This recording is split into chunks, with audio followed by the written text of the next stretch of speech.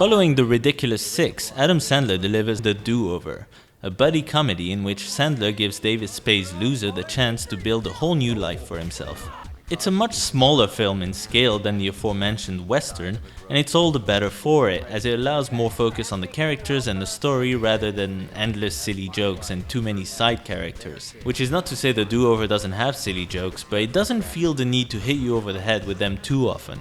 The core premise is pretty clever, as Max, Sandler's character, reconnects with Charlie, played by David Spade, an old friend from high school, before the former takes it upon himself to fake their deaths in the hope of freeing each other from the burdens of their current lives. It turns out that Charlie isn't too keen on reinventing himself just yet.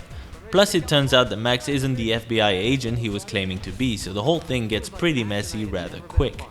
There's something refreshing about The Do-Over, as it kind of feels like Adam Sandler is paying homage to the likes of Tommy Boy and Black Sheep by teaming up with David Spade, and it all feels like a good old-fashioned mismatched duo comedy, sort of like Bulletproof. Unfortunately, the film feels the need to include some vulgar gross-out humor which doesn't really gel with the tone of the film as a whole, and completely negates the emotional punch the main reveal was looking for. Had the movie indeed gone for a purely slapstick buddy comedy, then it really would have been a great, memorable surprise. But it wants to have its cake and eat it too, by attempting to be both heartfelt and moving, while also being hilariously disgusting, and that obviously backfires. As unconvincing as The Do-Over may be, it's still much funnier and more enjoyable than most of Sandler's recent output.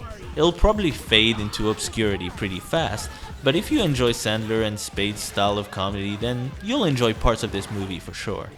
Uneven, if amusing romp. Sure about this tough guy? Fuck yeah.